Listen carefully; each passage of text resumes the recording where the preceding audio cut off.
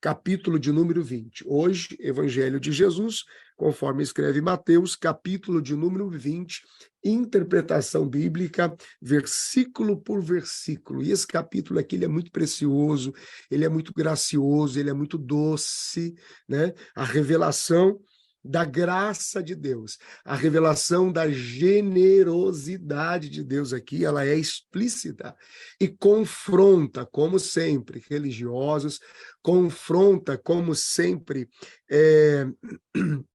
legalistas, né? E isso é maravilhoso, a gente aprende muito, nós desfrutamos muito dessa graça de Deus liberada sobre nós. Então, Deus te abençoe, obrigado por você estar aí. Se você está em casa, caneta, papel, Bíblia nas mãos, tá bom? Se você está em trânsito, dirigindo ou no trabalho, bastante atenção e, na medida do possível, esteja focado na aula de hoje. Lembrando que aqui o pessoal do Instagram, a aula de hoje ela fica disponível no Instagram por 24 horas, depois ela é retirada, porque esta aula é uma aula exclusiva para os alunos do clube, então ela só ficará disponível para os alunos do clube, ok?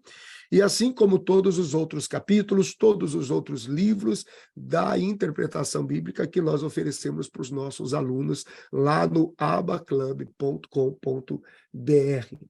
Amém, gente? Vamos lá? Bom, são 8h06, começamos a nossa aula, Mateus, capítulo de número 26. Deixa eu orar por você. Pai, muito obrigado pelo coração dos teus filhos e obrigado por esse tempo de estudo da tua palavra. Abre, Senhor, nossa mente, prepara os nossos corações, nós dizemos bem-vindo às tuas revelações e fala conosco. Queremos ouvir a tua voz. Em nome de Jesus, amém, amém e graças a Deus. Muito bem, vamos lá, prepare aí a sua Bíblia, Mateus, prepare aí a sua Bíblia, Mateus, capítulo de número 20, ok?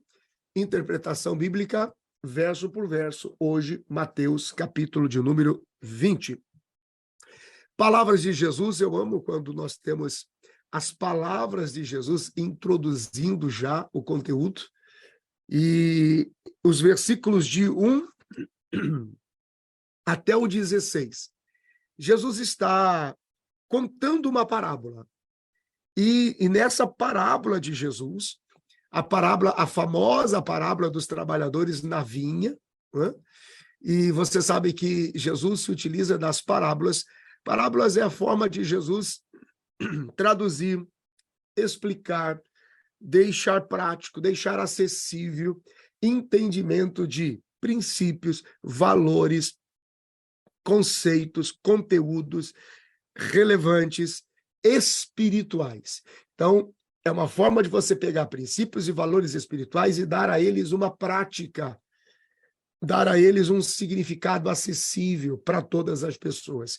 Então, é muito comum Jesus, como um grande mestre, né, como um grande ensinador, aconselhar, orientar através de parábolas. Então, vamos aqui à parábola dos trabalhadores da vinha, tá bom? Mateus, capítulo 20. Prepare a sua Bíblia aí.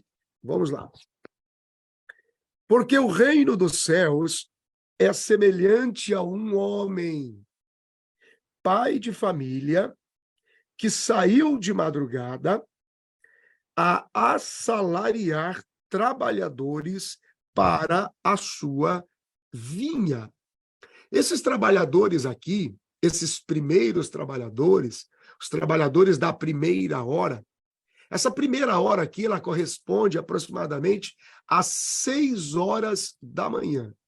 Elas correspondem a esse tempo aqui, primeiro, 6 horas da manhã. E esses trabalhadores, eles receberiam o equivalente a 1 denário para o seu trabalho no dia. Eles receberiam 1 denário. É comum você ver Jesus utilizando exemplos sobre a vida e o cotidiano da Galileia. Jesus, inclusive, ele usava com frequência o ambiente agrário dos seus dias para poder ensinar lições espirituais para os seus discípulos ou para quem o estivesse ouvindo. Então, era comum Jesus retratar Deus nas parábolas ou como um rei ou como um proprietário de terras, um senhor e pai proprietário de terras. Todo o trabalho, naqueles dias, começava sempre ao nascer do sol. Por cerca das 6 horas da manhã, o dia começava já a esquentar e ali o trabalho começava.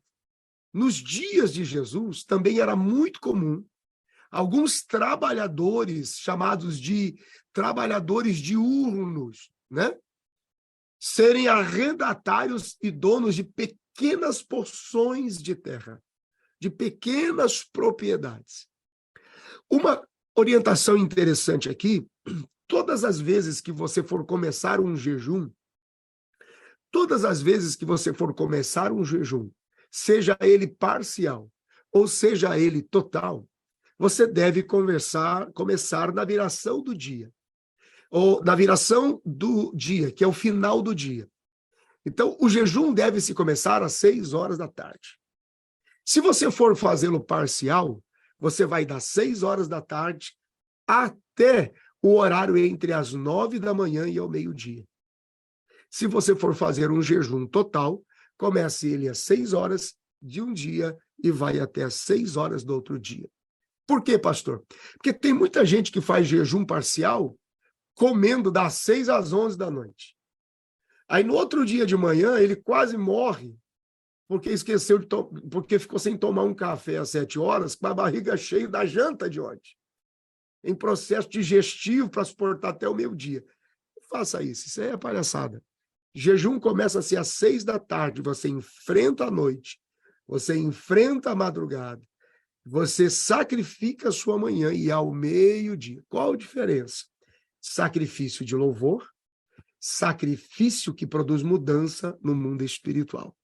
Essas são as diferenças. Isso é a importância do tempo destacado na Bíblia para coisas como começar o trabalho, terminar o trabalho, são relevantes para Deus. Versículo 2: e ajustando com os trabalhadores a 1 dinheiro por dia, mandou-os para a vinha. Esse dinheiro aqui do dia, o denário, era a média de salário de um dia de trabalho. Eu vou seguir pela parábola como um todo, até eu chegar no versículo 16 para você entender a chave dela. Nos dias de Jesus, o denário ele era uma moeda de prata, usada no Império Romano, e ele pagava o dia de trabalho de um trabalhador. Um denário, o valor de um denário nos dias de Jesus, hoje, se fôssemos avaliá-lo hoje, dia 25 de julho de 2023, ele teria o valor aproximado de 11 a 12 dólares o dia. Era o dia do trabalho nos dias de Jesus, aproximadamente 55, 56 reais. Era esse o valor do denário. Era a moeda do dia do trabalho deles, ok? Versículo 3, vamos seguindo que Jesus está contando a parábola. Eu estou dando apenas algumas interpretações a partir da Bíblia, de forma geral para você. Versículo 3, e saindo perto da hora terceira, viu outros que estavam ociosos na praça. Olha só, nos dias de Jesus, a luz do sol, nessa estação aqui em particular, ela aparecia pouco antes das 6 horas da manhã. E é chamada de a hora terceira da luz do dia, quer dizer, pouco antes das 9 da manhã. Então, aquele que possuía terras, ele já estava de pé, ou para cuidar das suas terras, ou para contratar trabalhadores para ela. Mas os que não possuíam terras, ou estavam ociosos por não ter terra para si, ou eles se empenhavam em manter, grava isso, a esperança para um dia, aqui começa a chave, para um dia de trabalho esperando na praça do trabalhador. Esperando na praça do trabalho. Ok? Vamos construindo isso para você entender onde a gente vai chegar. Versículo 4.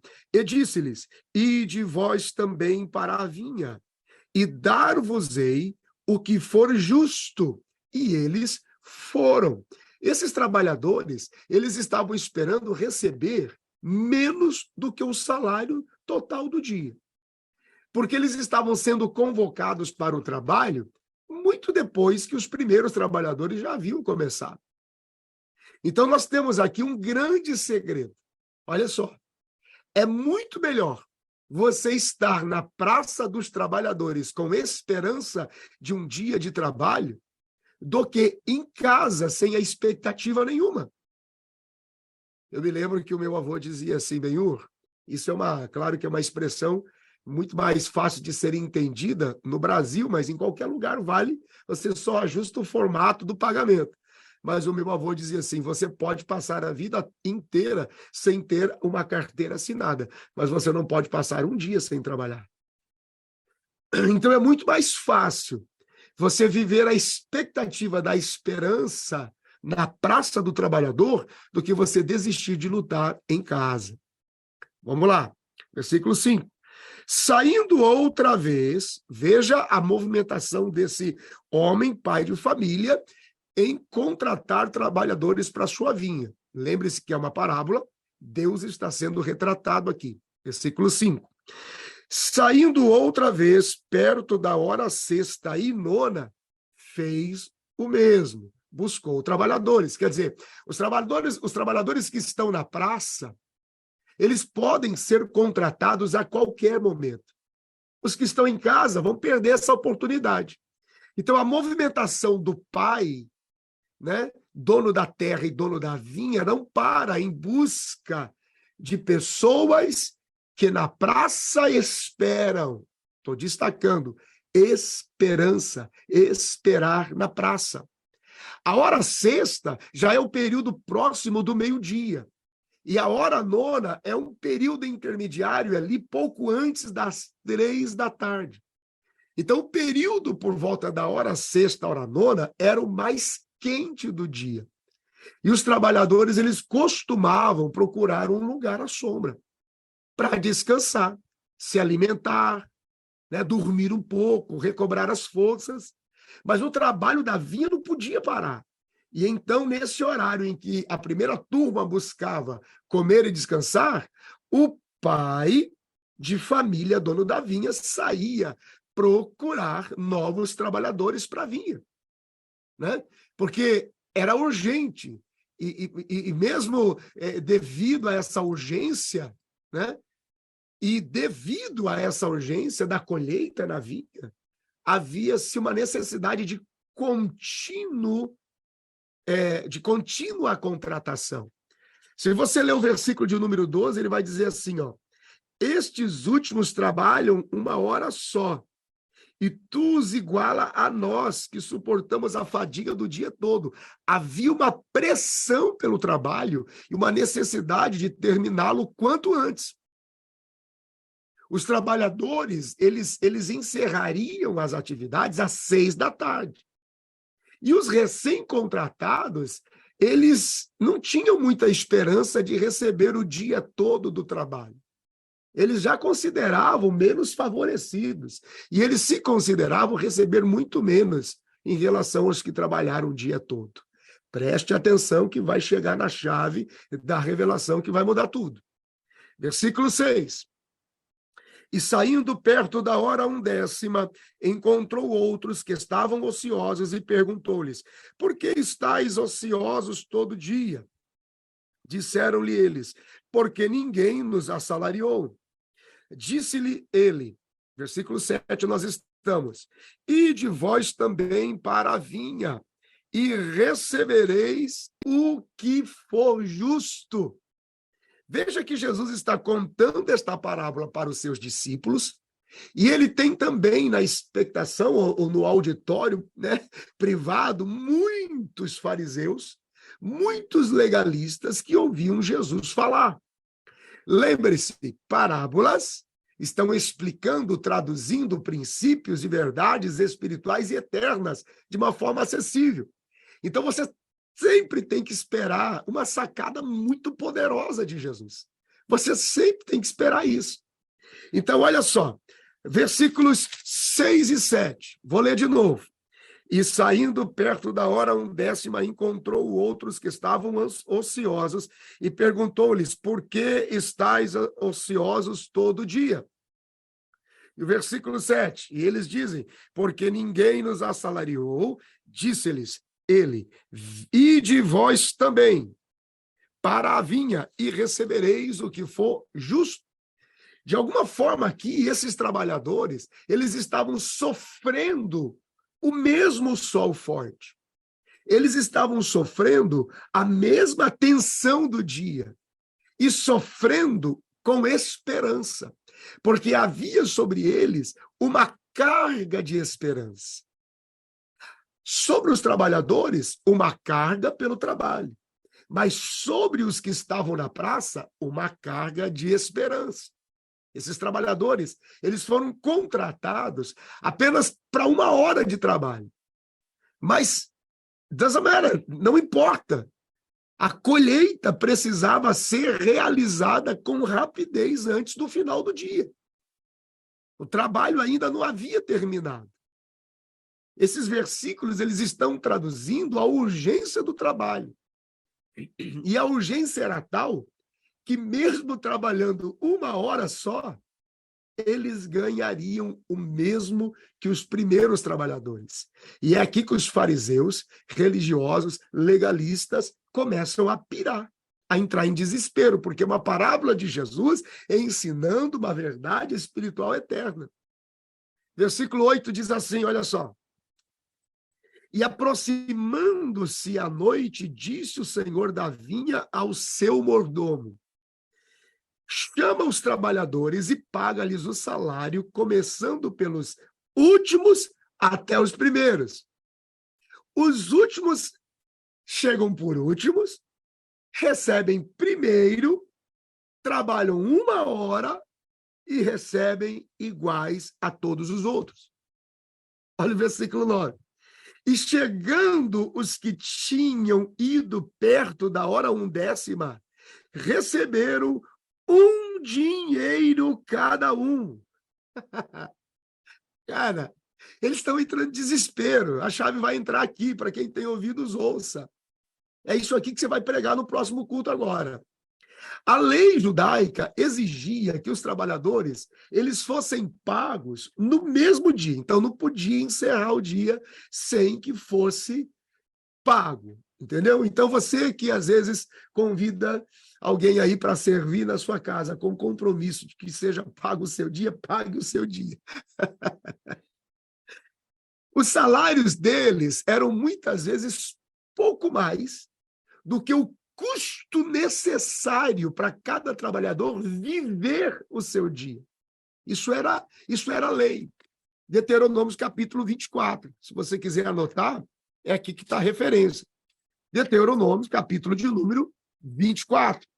Aí você encontra o versículo 14 e 15, que diz assim: não oprimirás o diarista, pobre e necessitado de seus irmãos, ou de teus estrangeiros, que está na tua terra e nas tuas portas.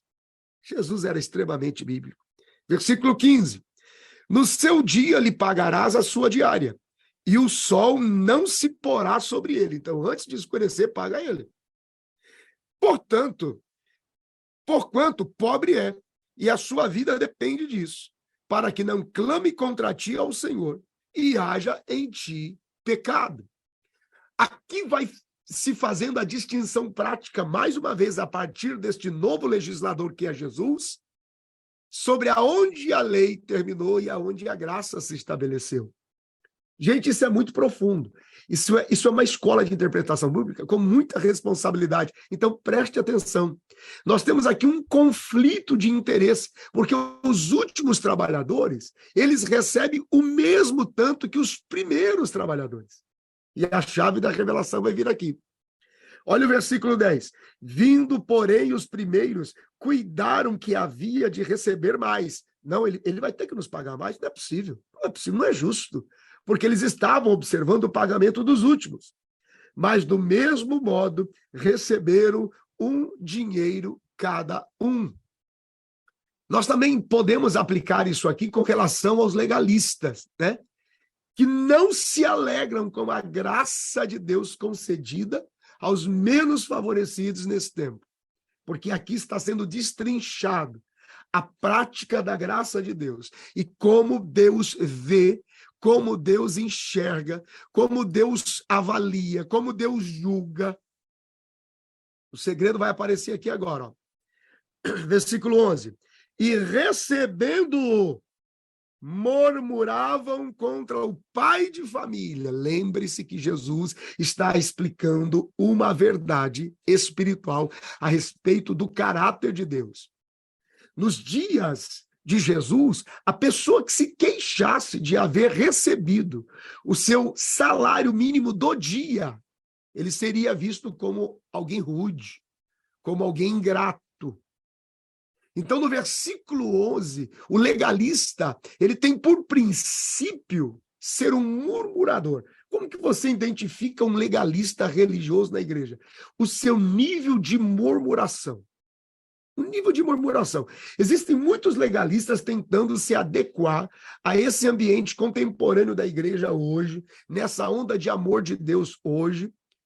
E ele diz, não, estamos juntos, vamos nessa que vai ficar bom, é tudo novo. Mas o espírito de murmuração dele não tem fim. Isso é religiosidade, isso é hipocrisia, isso é farisaísmo. Isso é um legalista disfarçado de gracioso ou de generoso. Então aqui vem o segredo, versículo 12.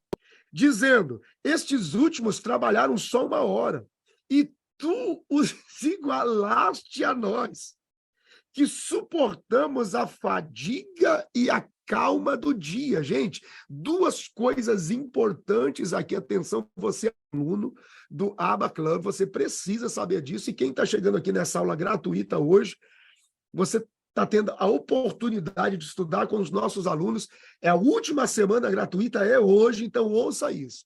2 coisas importantes que a gente precisa considerar aqui a título de revelação bíblica criativa nas palavras de Jesus. Primeiro, eles receberam pelo tempo que esperaram na praça. Eles estão sendo compensados não só pelo trabalho de 1 hora, mas pelo tempo em que esperaram na praça, em que suportaram o estresse da espera. Primeiro ponto, vou te dar mais. Por quê, gente? Porque a esperança e a perseverança contam para Deus. Contam para Deus. Deus sempre honrará as pessoas que, de alguma forma, foram impedidos, em função de N razões, de cumprir sua missão na vinha. Mesmo assim, não abandonaram a espera na praça. Tem alguém aí, gente? Você nunca perde por esperar em Deus. Nunca se perde por esperar em Deus. Muitos trabalhadores da primeira hora fazem o automático do acordo do salário, mas não por esperança. Segundo, eles estavam recebendo porque responderam o chamado. O valor pago não era o tempo de serviço. O valor era por responder o chamado e a urgência da colheita da vinha. Aqui está o segredo. Vocês estão aí, gente? Aqui está o ponto da revelação. Eles não estavam recebendo pelo tempo de trabalho. Eles estavam recebendo porque responderam ao chamado e trabalharam até o fim. Trabalharam até o fim. E muita gente da antiga, da turma primeira, reclama, como pode receber o mesmo que eu? Porque tem muita gente que respondeu em algum momento o seu chamado no início, mas não fez o que deveria ser feito e não estão perseverantes até o fim, porque perderam a esperança. O salário não era pelo dia necessariamente de trabalho. O salário aqui que Jesus está trazendo como verdade espiritual era para responder à chamada e trabalhar até o fim. Simples assim.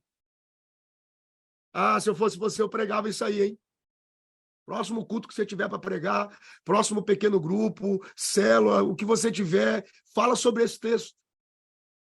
Muita gente se perdeu aqui, tem muito trabalhador da primeira hora perdido na sua recompensa, porque ele atendeu o chamado. Mas o que deveria ser feito, o seu intervalo de almoço espiritual e ministerial está muito longo.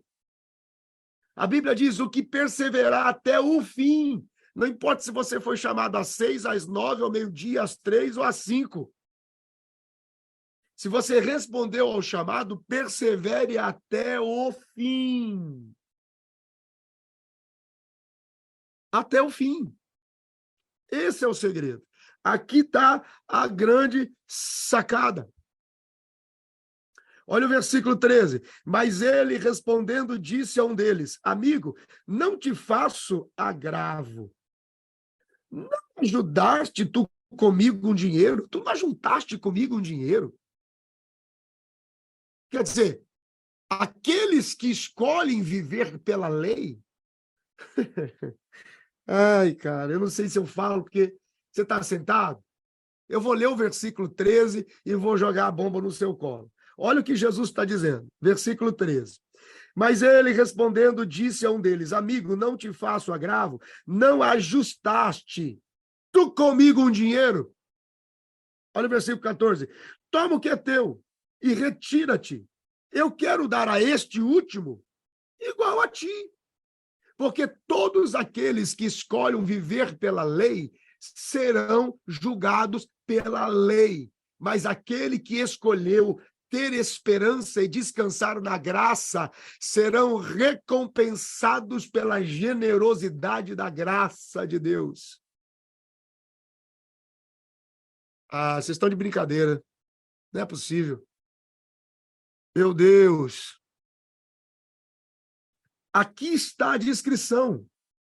Murmurou, reclamou, legalista, apontou dedo, questionou, pôs Deus em parede. Onde está tu, Senhor? Ah, ok. Não acertei contigo um valor? Trabalha por esse valor. O dia não terminou, mas aqueles que atenderam a chamada e não desistiram até o fim, provarão da generosidade, provarão do favor e da graça generosa de Deus. São palavras de Jesus, é uma parábola. Jesus está ensinando eles valores espirituais. E continua, versículo 15. Ou não me é lícito fazer o que quiser do que é meu? Ou é mau o teu olho porque eu sou bom? Cara, discussão sem fim do filho mais velho. Discussão sem fim aqui do filho mais velho. O filho mais velho viu o mais novo chegar, cheirando a comida de porco, lavagem de porco, e o pai troca a roupa, troca as sandálias, traz o anel de volta, e o filho mais velho aparece dizendo assim: você está ficando louco? Você vai vesti-lo com essas roupas novas?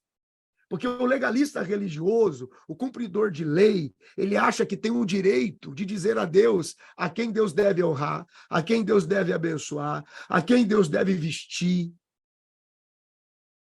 E aí, Jesus, na parábola, a resposta: você ou não me é lícito fazer o que eu quero com o que é meu? Ou porque é mau o teu olho é mau porque eu sou bom? Gente, você sabe por que algumas pessoas se tornam tão más e o coração muda tanto em relação ao que você vive em Deus? O coração maldoso é despertado e revelado quando o olho vê a bondade de Deus em você. Graça é uma recompensa dada segundo a vontade de Deus. E essa expressão, quando ele diz assim, olho mau, significa olho ganancioso, olho invejoso, né? Na linguagem daqueles dias, olho de inveja. Cara, é difícil. Tem pessoas perto de você que quer ter o seu casamento. Tem pessoas perto de você que quer ter a sua vida, o seu ministério. Tem pessoas perto de você que quer ter os teus filhos. Tem pessoas perto de você que quer ter a tua vida. A tua vida. Sabe aquela máxima? Chorar com os que choram, mas sorrir com os que sorri. Chorar com os que choram é fácil. Ô, meu amigo, que prova, né? Mas olha, Deus vai te dar vitória. Aí Deus te dá a vitória. Não aparece ninguém para rir com você e dizer, Deus te deu a vitória. Não. Aí o Senhor diz assim, porventura, o teu olho tornou-se mau porque eu usei de bondade. Veja o que Jesus está traduzindo através dessa parábola. Os proprietários, quer dizer, segundo os proprietários aqui que haviam usado de justiça, né, com os que trabalharam o dia todo, quer dizer, aqueles que trabalham o dia todo evocando o cumprimento da lei, eles recebem a justiça, mas os que são alcançados pela graça recebem a generosidade da graça nos últimos dias.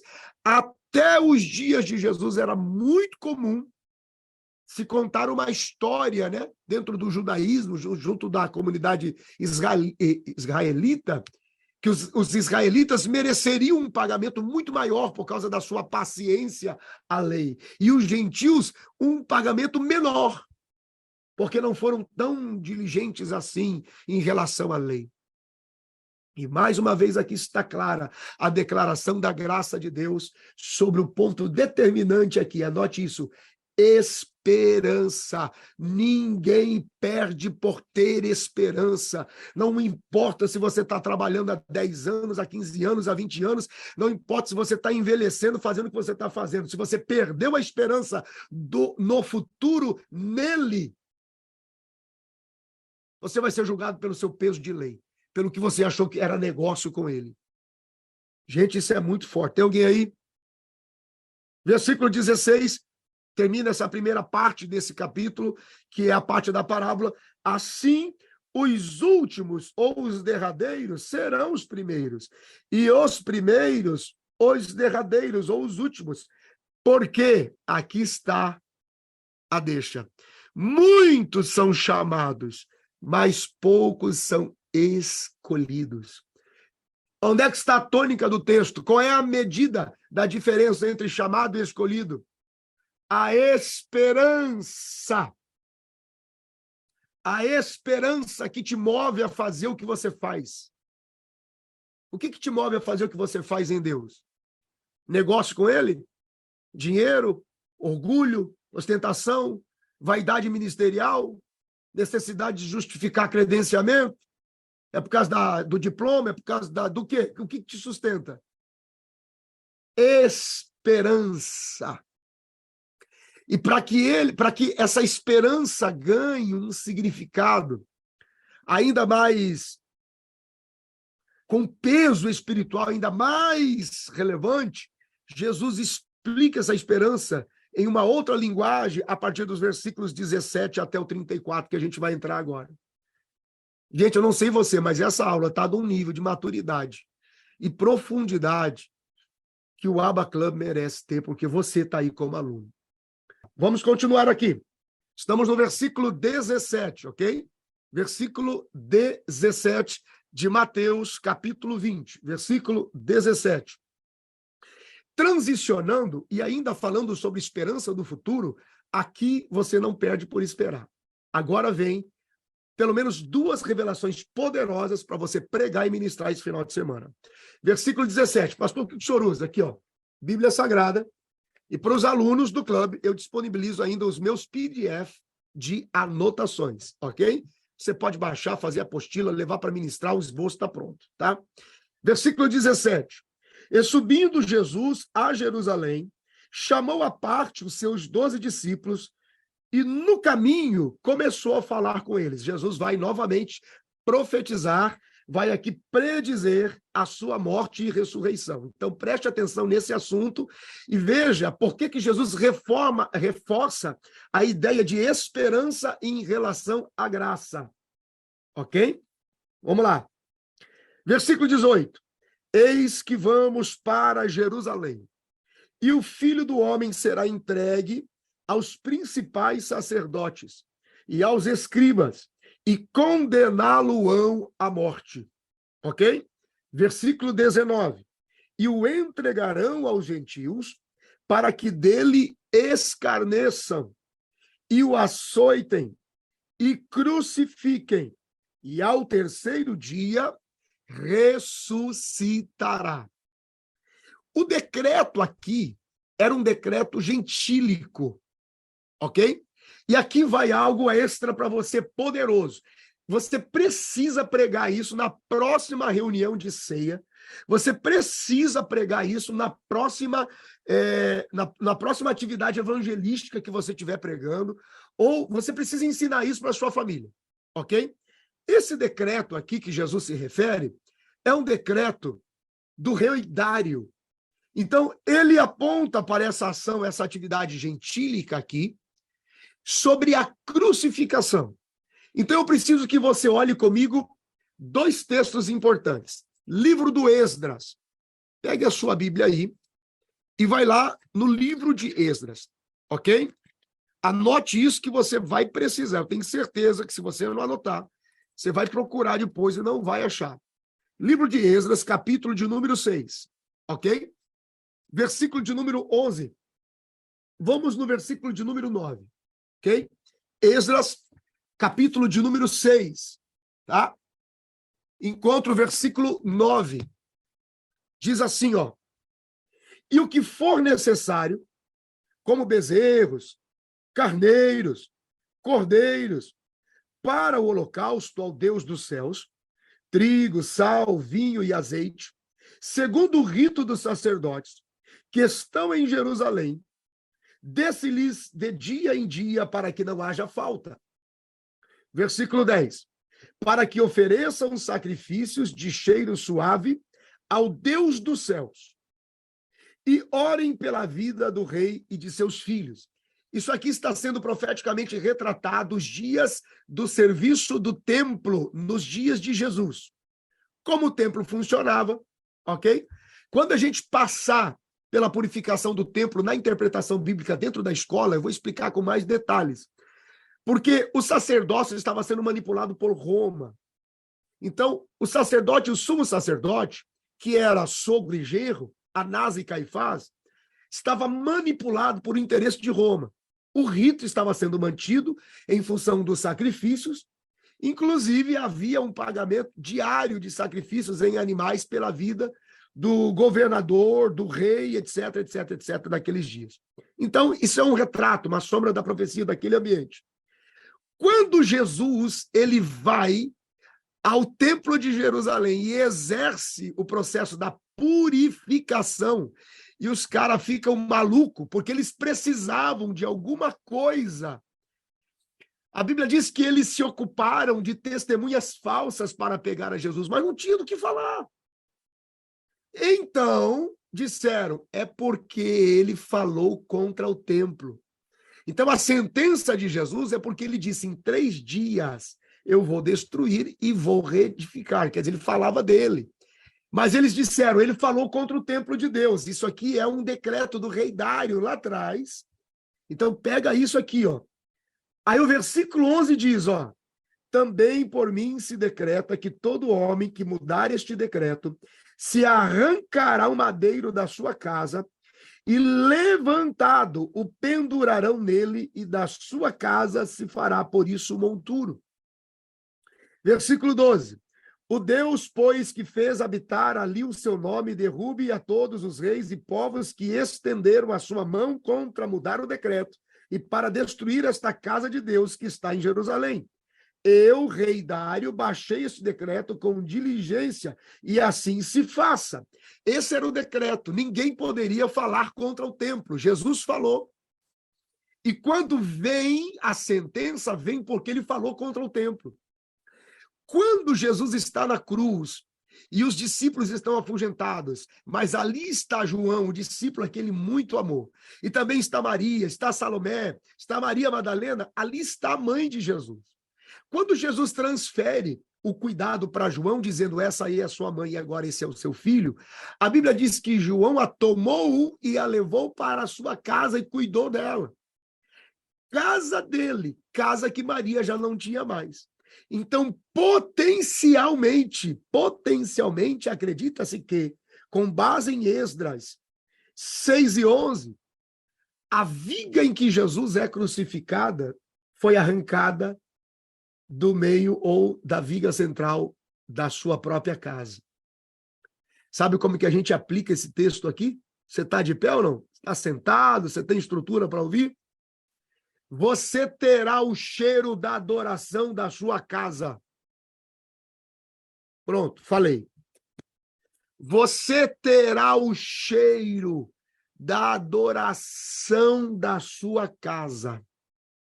Você terá o cheiro do sacrifício da mesa de adoração da sua casa.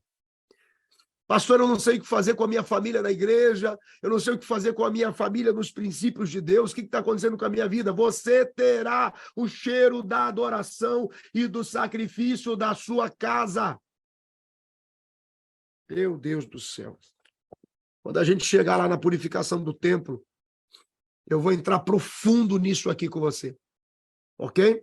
Profundo nisso aqui com você.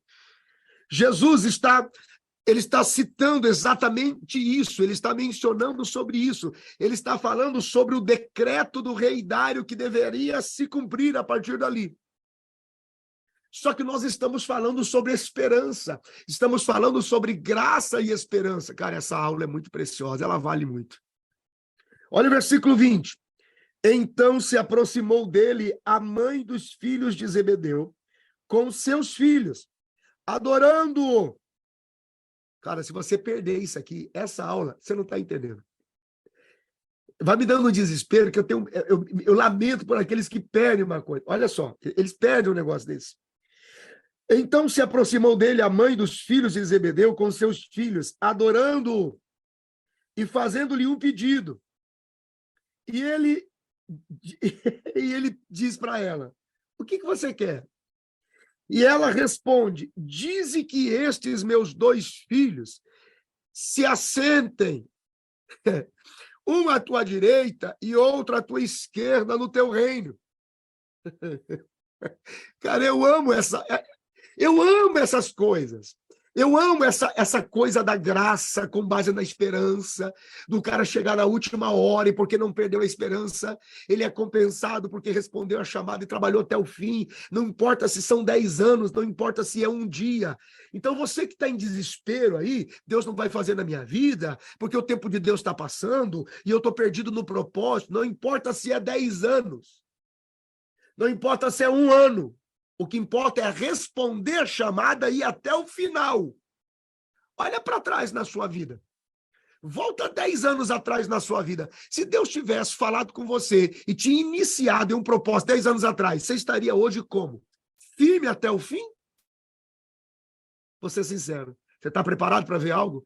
Esse mesmo desânimo que te abate por não ter vivido algo tão extraordinário de Deus segundo a sua medida até hoje, seria o mesmo desânimo que te roubaria a esperança, mesmo tendo estado inserido em algo segundo a sua medida relevante. Cara, ele é Deus. Ele sabe como faz. Então é isso que é impressionante. Os trabalhadores da última hora não estão recebendo simplesmente igual por igual, é porque eles responderam a chamada e foram até o fim. Aí vem essa mulher, cara. Tudo bem, tem seus pós e contras, porque ela está num equívoco aqui. Quando ela fala, tem lugar, gente, essa posição de um no meio e cada um de lá, essa posição é Pai, Cristo e a igreja. Então ela não está entendendo. Cara, isso é uma revelação apocalíptica. Eu acabei de te jogar um negócio aqui que só os alunos do Abba Club têm acesso. Vou falar de novo. Ela está equivocada na sua perspectiva inicial, porque ela está dizendo, o Senhor no meio e os meus filhos do lado.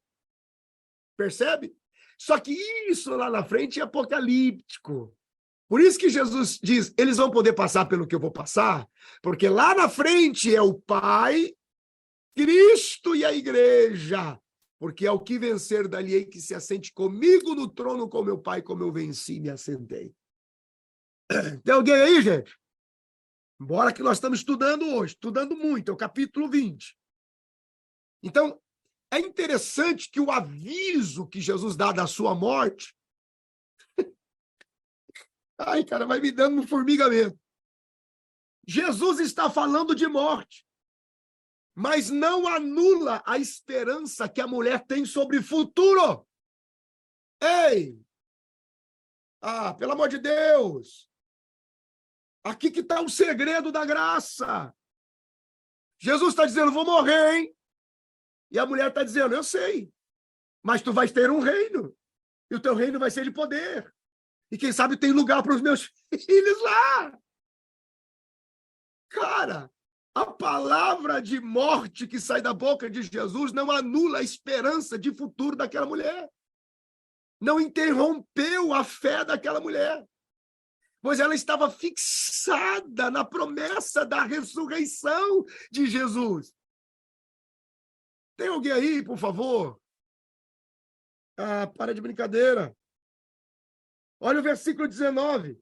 Vão escarnecer, vão açoitar, vão me crucificar, mas ao terceiro dia eu vou ressuscitar.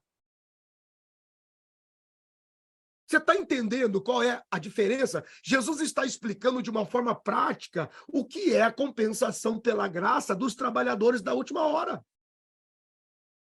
Gente, oh, meu Deus do céu, ela está dizendo, eu acredito nisso, mesmo que ela não sabe explicar direito.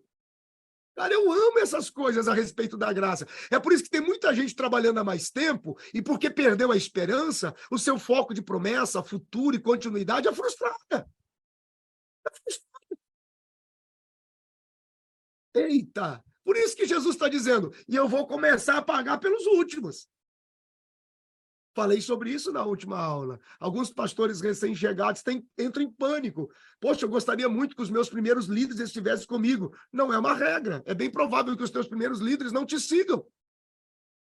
Não te sigam. Não terminem a jornada com você. Ô, Scooby, gostei dessa parada. Essa mulher inventou ousadia. Muito, muito... Não apagou. É o mesmo lance de Tomé. João capítulo 20, versículo 24 é o seguinte. É o mesmo lance de Tomé. Eu sou apaixonado por Tomé.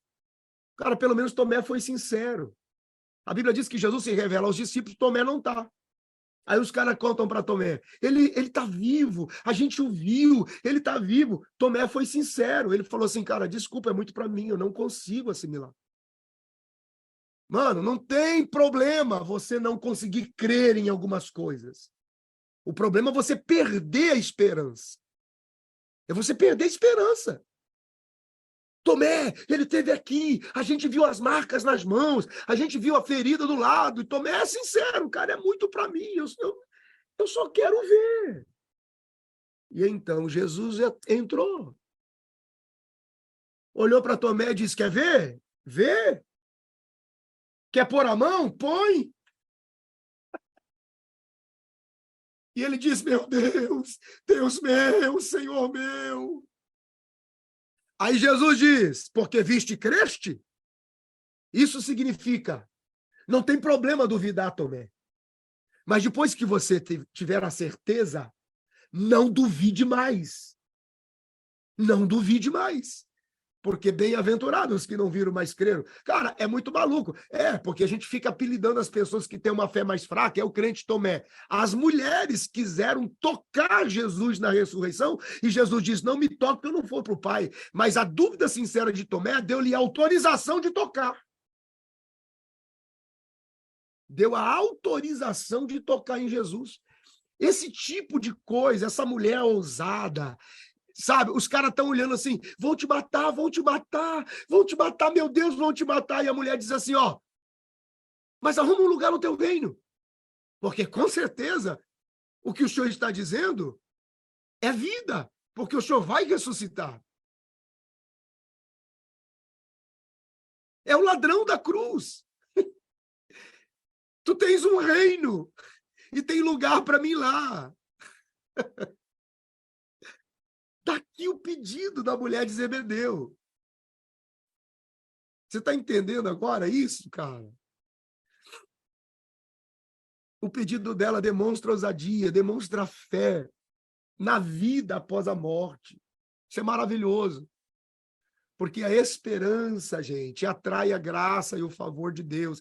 É sobre isso que Jesus está falando aqui no capítulo 20. Vamos lá? Versículo 21. Jesus diz: o que você quer? Dizem que estes meus filhos se assentem um à tua direita e outro à tua esquerda no teu reino. Né? Ela está fazendo um pedido praticamente impossível a Jesus. E Jesus não lhe dá um não. Não. Mas ele responde dizendo que se eles podem sofrer como ele na cruz e ainda assim passar pela morte e experimentar a ressurreição, tal qual ele passaria, poderiam sonhar com aquele lugar. O que Jesus está dizendo, gente? Jesus está falando sobre o batismo que viria, Romanos 6, 1-8. Jesus, na verdade, não esperava que eles respondessem sim de imediato com o que seria o processo, mas isso seria o exemplo do batismo. Carta de Paulo aos Romanos, capítulo 6, versículo 1-8. Versículo 22 e 23.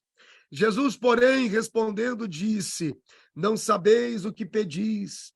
Podeis vós beber o cálice que eu hei de beber? Entenda o processo. Por que a única exigência para a mesa do Senhor é o batismo nas águas? Primeiro, declaração de fé, autenticidade, junto da sociedade, pacto assinalado, com ele, semelhante a ele, descemos as águas, saímos das águas, damos testemunho, morremos com ele ressurgimos. Tudo está aqui. Essa é a única exigência. Não bota nenhum outro tipo de exigência na cabeça de ninguém. A ceia não é produto de placa denominacional. A ceia do Senhor, a ceia é do Senhor, a mesa é do Senhor, a comida quem preparou foi Deus, para quem não merecia. Então ninguém tem o direito de tirar ninguém da mesa do Senhor, nem você tem direito de tirar você da mesa do Senhor.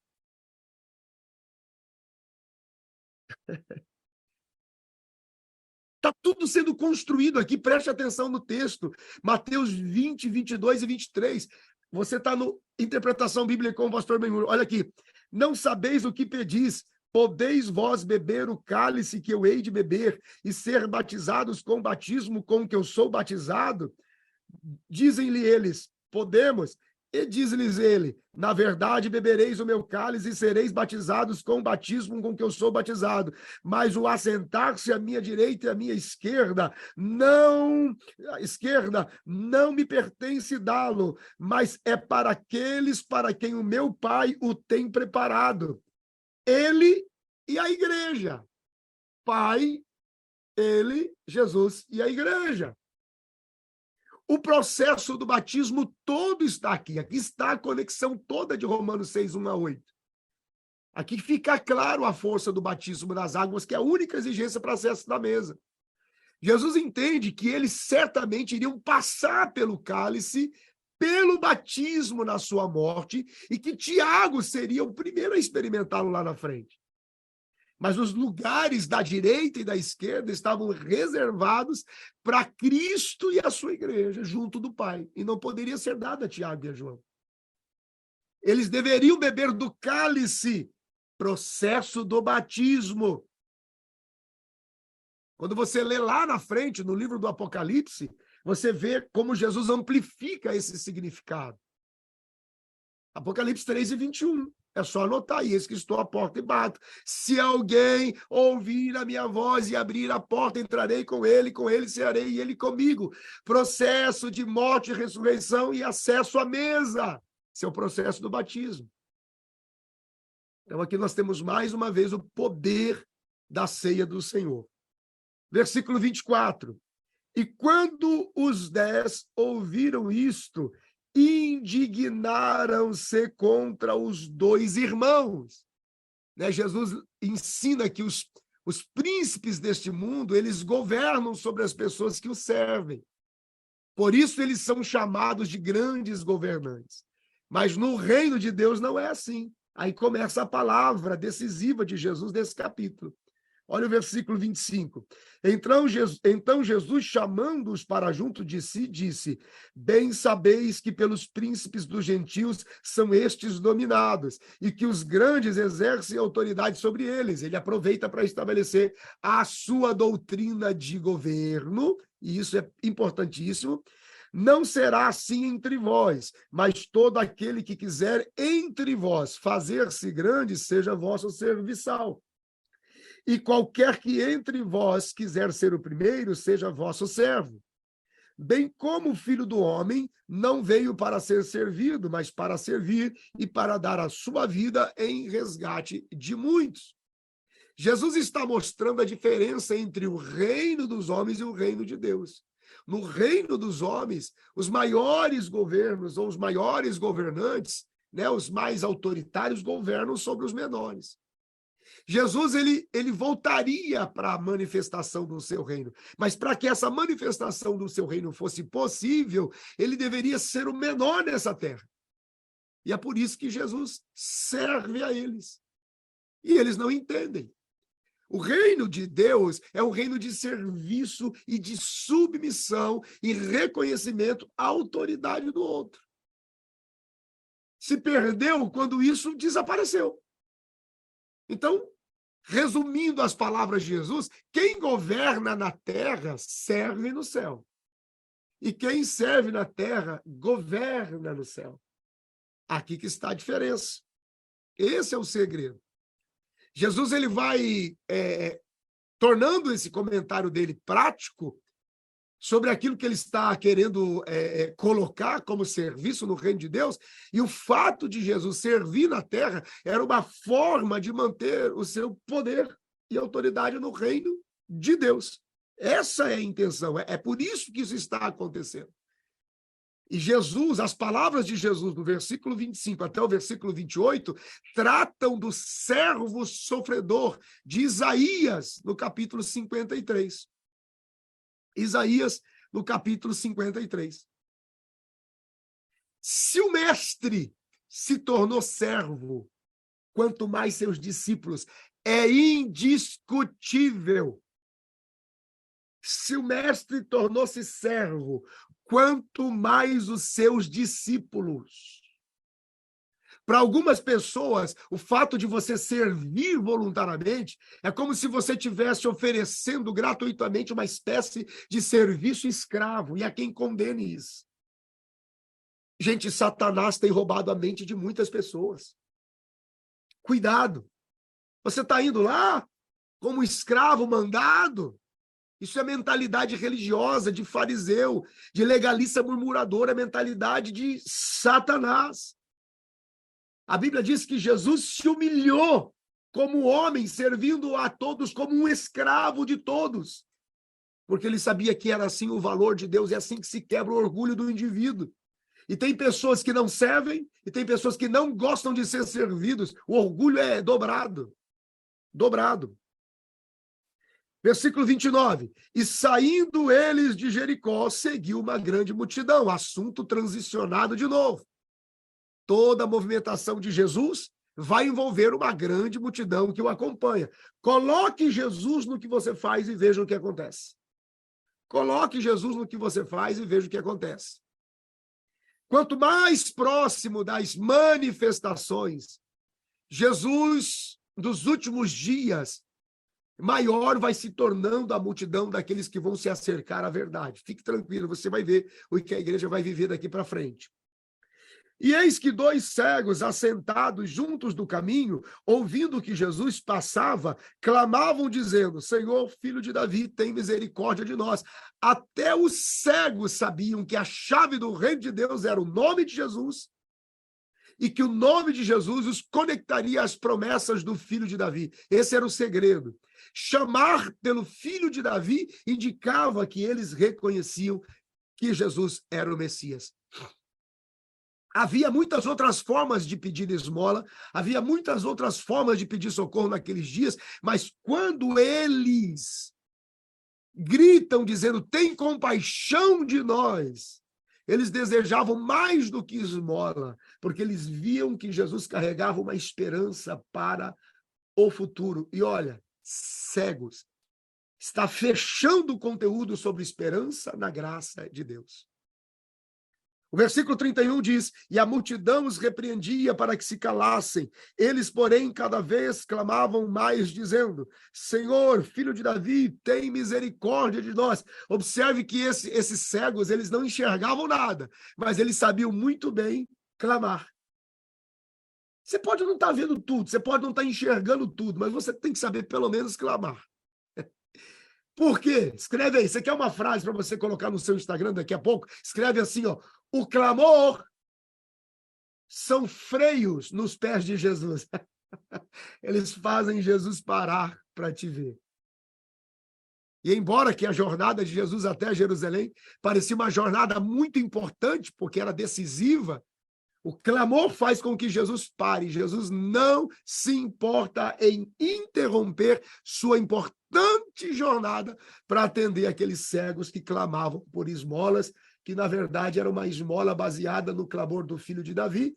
A esmola ia além do que um recurso momentâneo. Eles estavam dizendo: tu és o Messias e nós acreditamos no futuro que você carrega. Tudo tem a ver com a esperança. Do primeiro versículo até o último, agora eu estou encerrando. Versículo 32. E Jesus, parando, chamou e disse: o que queres que eu te faça? Quer dizer, o clamor, além de frear os pés de Jesus, né, que vai criando um incômodo, esse incômodo transborda para o mundo espiritual e praticamente obriga Jesus a dar a eles uma resposta e um destino. Jesus, mais uma vez, mostra que o reino de Deus é completamente diferente do reino dos homens. Completamente diferente do reino dos homens. Versículos 33 e 34. Disseram-lhe eles: Senhor, que os nossos olhos sejam abertos. Versículo 34. Então Jesus, movido de íntima compaixão, tocou-lhes nos olhos. E logo seus olhos viram, e eles o seguiram. Quando eles pedem para os olhos serem abertos, você traduz isso por nós queremos ser livres. E os olhos abertos, porque estão livres, eles se abrem para a vida. Automaticamente, olhos libertos, abertos para a vida, se tornarão seguidores de Jesus. Ok? Seguidores de Jesus. Homens salvos em Jericó, na condição de Raabe, na condição de Zaqueu, na condição de cegos, deixarão tudo para seguir a Jesus. Porque do que vale parte do reino só teremos parte do reino, mas seguir a Jesus, desfrutaremos de todo o reino, glorificado seja o nome do Senhor. Gente, acabamos de interpretar o capítulo 20 do Evangelho de Mateus. Gente, eu estou apaixonado por essa aula, eu não sei como é que está o seu coração aí, se você está feliz pelo que a gente está vivendo aqui hoje, mas eu fico encantado com alguns comentários, como eu vejo aqui. Pastor, minha mente deu um boom. Pastor, nunca tinha lido a Bíblia desse jeito. Pastor, jamais pensei que seria dessa forma. Essa é a intenção, porque os pastores que me formaram me ensinaram assim. Os pastores que me formaram, que me geraram, pegaram literalmente pela mão. É isso que me deixa feliz, né?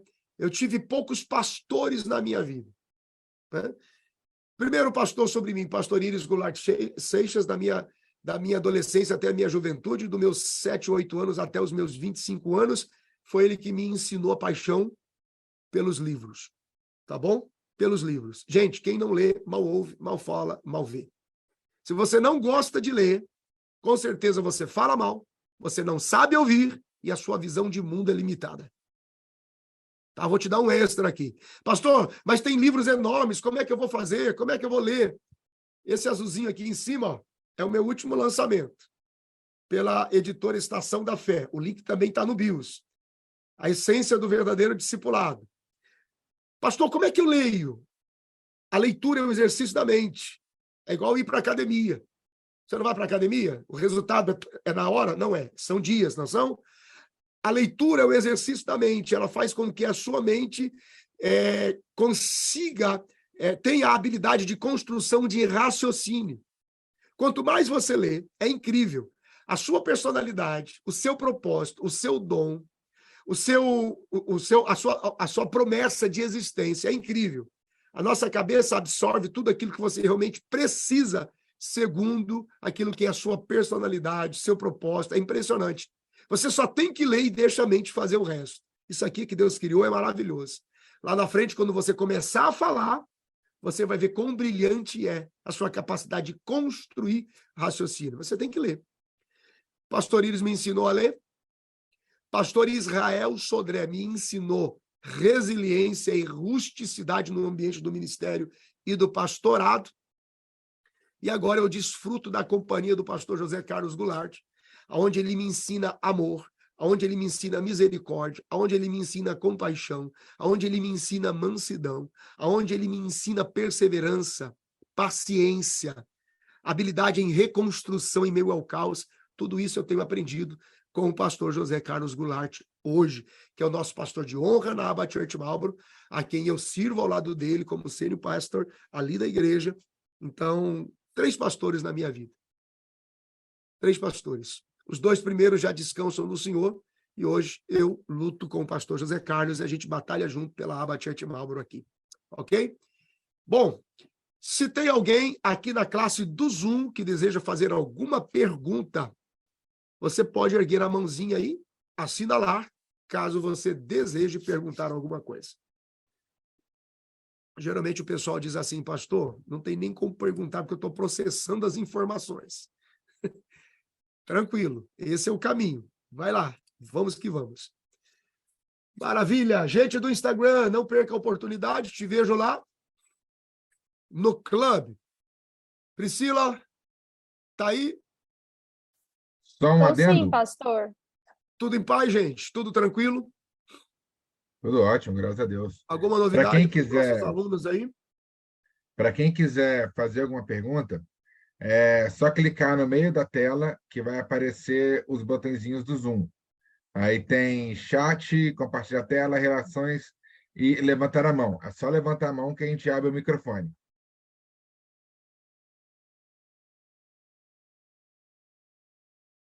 A Ou ideia é pode não levantar a deixar. mão assim também, né, Ted? A gente está vendo É, aqui todo mundo, levanta a mãozinha que a gente ajuda.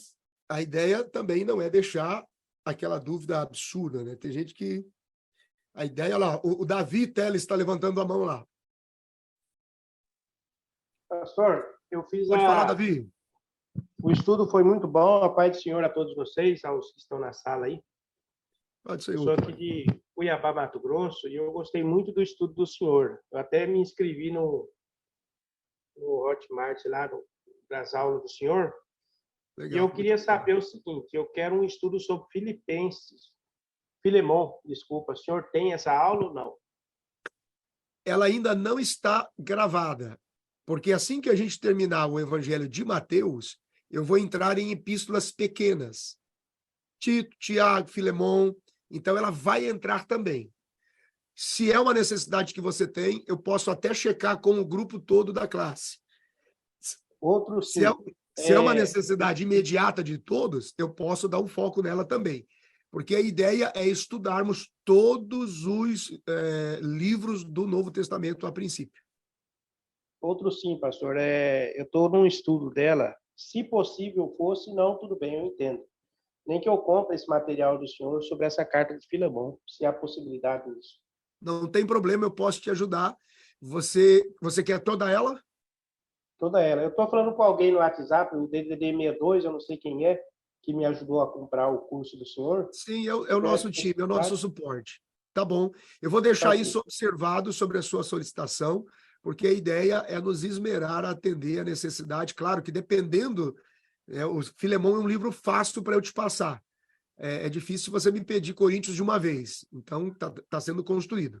Mas a sua necessidade é importante e eu vou deixar observado com carinho aqui. Tudo bem. Muito obrigado. Deus abençoe a todos. Valeu, Davi. Obrigado pela dica e vamos focar em Filemão. Legal, gente? Bom demais? Muito bem. 9 horas e 22 minutos aqui a partir dos Estados Unidos, 10 horas e 22 aí no Brasil. Lembrando o pessoal do Instagram que essa aula fica disponível por 24 horas no Instagram, depois ela sai, mas ela estará disponível para ser revista quantas vezes forem necessárias dentro do clube para todos os nossos alunos. Inclusive, eu sempre forneço um material de apoio em PDF para você entender como é que eu construo o raciocínio. Você pode baixar, isso pode gerar uma apostila. Esses dias eu recebi uma mensagem: pastor, termina logo Mateus, que eu estou escrevendo um livro a partir disso. Falei, irmão, faz o que você quiser, escreve, comenta, registra, dá lugar, tá tudo bem, eu estou servindo a sua vida e compartilhe, tá tudo certo, não tem problema, tá bom? Muito obrigado, Deus abençoe a sua vida, que Deus abençoe a sua casa, que Deus abençoe a sua família. Obrigado por a gente estar junto aqui no clube, e foi muito bom viver esse capítulo 20 de Mateus. Tá bom, gente?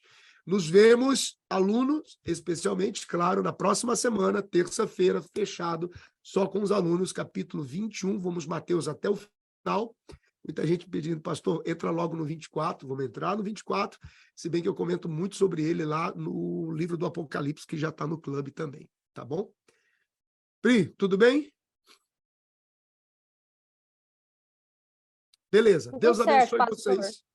Deus abençoe vocês, obrigado por esse tempo juntos, e nos vemos na próxima semana, nos vemos em alguma aula do Aba Club. Deus abençoe, um abraço para vocês, fiquem bem. E essa foi mais uma aula do Aba Club. Se você quiser saber mais sobre a escola de interpretação bíblica criativa que mais cresce na internet, clique no link da descrição do vídeo para saber mais. Te vejo nas aulas.